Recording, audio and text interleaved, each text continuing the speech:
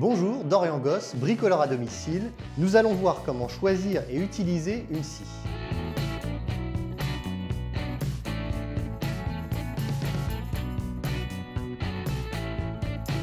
Tout d'abord, il faut déterminer quel matériau on veut couper. Ça va être du bois ou ça va être du métal, ferreux ou non ferreux. En fonction du type de matériau, on n'utilisera évidemment pas le même outil. Pour couper du bois, on utilisera ce qu'on appelle des scies Egoin. Pour une coupe précise, on utilisera un crantage relativement fin, qui sera très précis, et pour une coupe puissante, on utilisera un gros crantage pour couper des gros éléments en bois. Ensuite, on a la découpe des métaux. Donc les métaux, ils peuvent être ferreux ou non ferreux, aluminium, ferreux, fer, acier, etc. Pour la découpe des métaux, on utilisera ce qu'on appelle une scie à métaux. On a donc un arc de tension sur lequel sera tendue une lame qui va être interchangeable. On a ici un système de tendeur.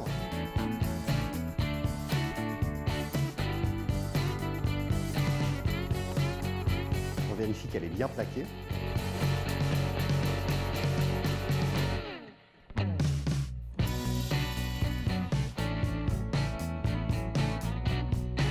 On règle l'établi.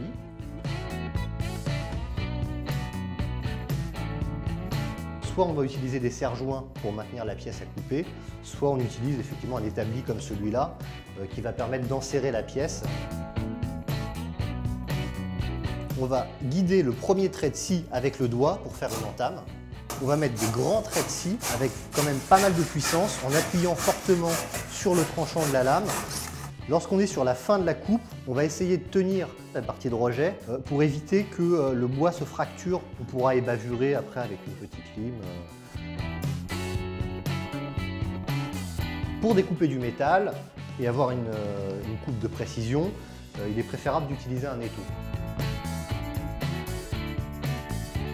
J'ai choisi une lame spéciale métaux non ferreux, donc ça va être pour la découpe de l'aluminium ou du cuivre.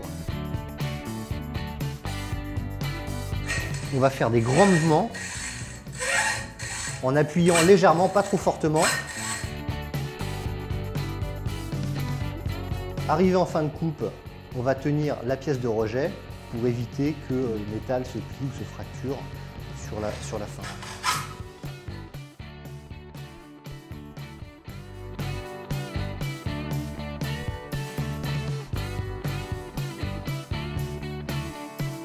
Voilà, je vous ai montré comment effectuer une coupe sur du métal et du bois à l'aide d'une scie à main.